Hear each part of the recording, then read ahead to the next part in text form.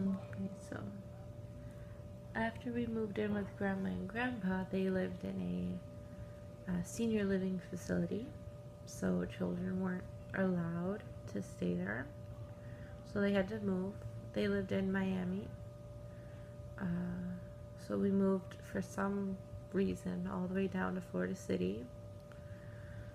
We got a big trailer, triple wide trailer that had 3 bedrooms and a lot of space.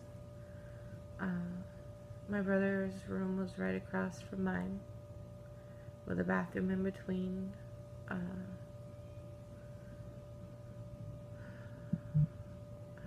Yeah, so they had us move in there, but before we moved in there, when we lived in Miami with them, we had to share a bedroom because it was only a 2 bedroom trailer. We were in the guest room, and the abuse didn't stop. My brother continued, and then at one point I was changing, I remember, and my brother, we had Polaroid cameras back then. Most people don't even know what the heck a Polaroid camera is now.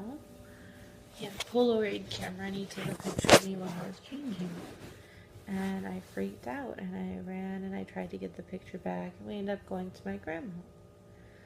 My grandma takes the picture and she rips it up and she throws it in the fire.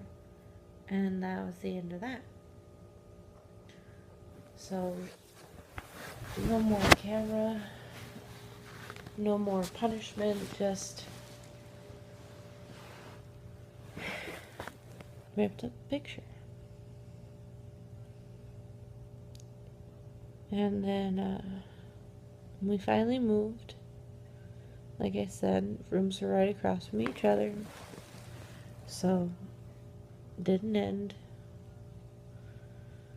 Grandma and Grandpa's room were at the other end of the house, which was quite a big distance. And then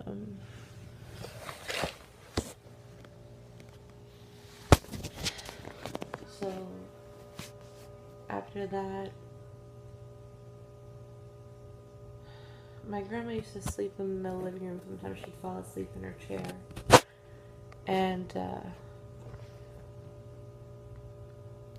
she knew her chair was right there next to our rooms, because the living room was right there.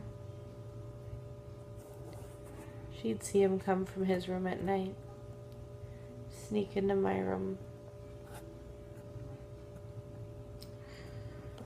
I'd always wake up in the morning with my nightgown pulled up,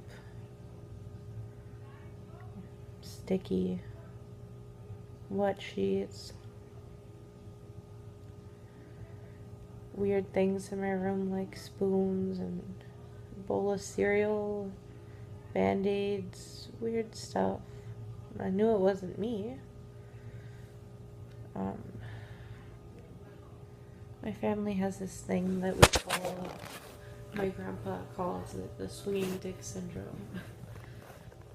If you're a male, you can't do anything wrong. If you're a female, other story. My brother was a thief growing up as well.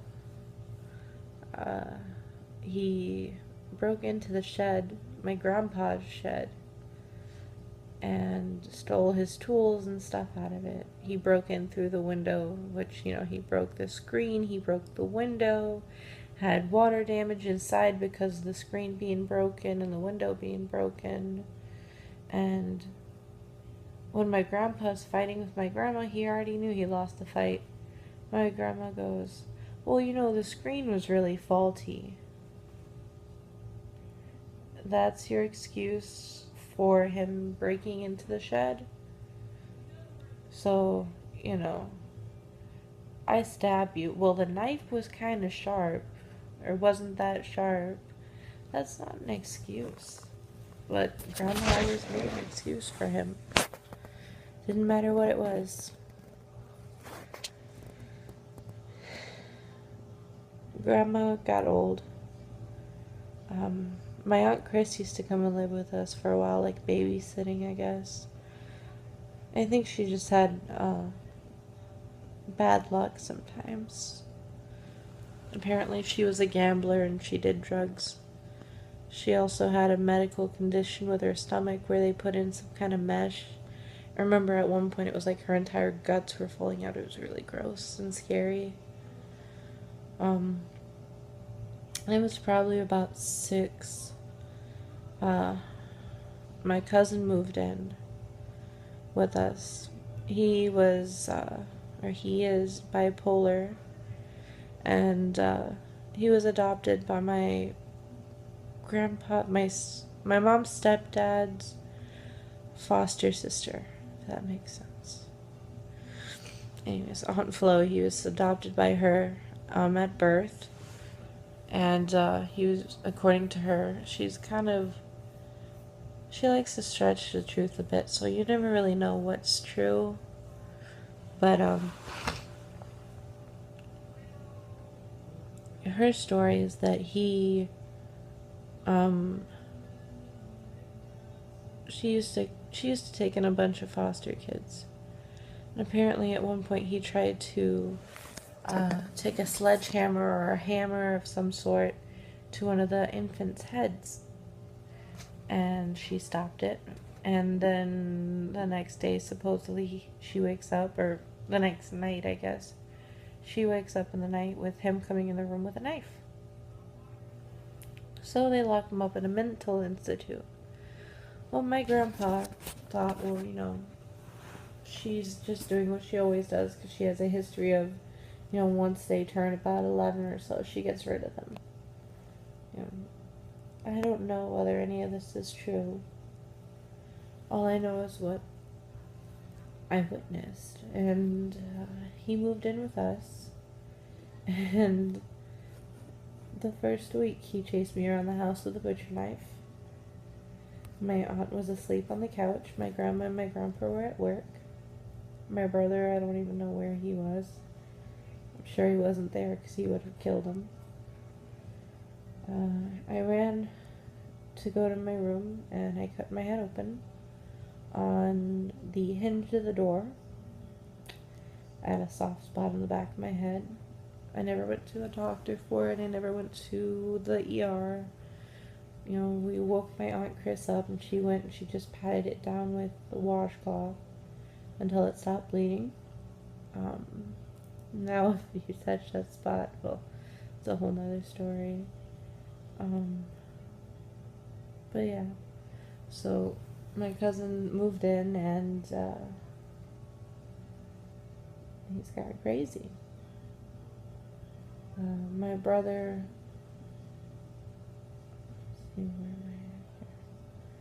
my brother had a thing for cameras, so he used to hide when wireless cameras became a thing. He'd hide them in my room. He hid one in the bathroom. So every day when I had to go in my room, I'd have to look and make sure before doing anything that he didn't have a camera hidden somewhere. In the bathroom, my grandma found the camera. She was using the bathroom at the time, and she notices the camera. And of course, she goes, well, what are you using this for, you pervert? You're trying to watch your grandma use the bathroom? It's obvious what he wanted from it. He wanted me. He wanted to be able to see me in the shower and, use the toilet, which is weird for any type of person, for any type of porn. That's just weird in my opinion. But my grandpa, of course, freaked out. Grandma wouldn't let him punish him too severely. So I ended up using the shower in my grandma and grandpa's bathroom for a while.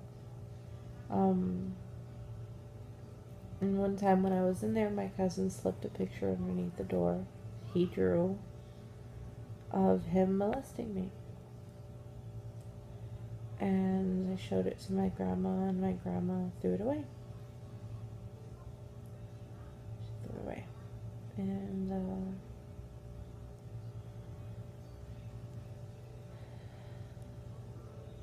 he and I had a rough relationship. It was back and forth between hating and being friends. We would occasionally build forts in our little game room type area, and at one point he decided that the fort was going to be used for his pleasure and didn't want me to leave. And I had to fight him to be able to get out, and I got out in time before he could do anything. And that's where I'll end this story.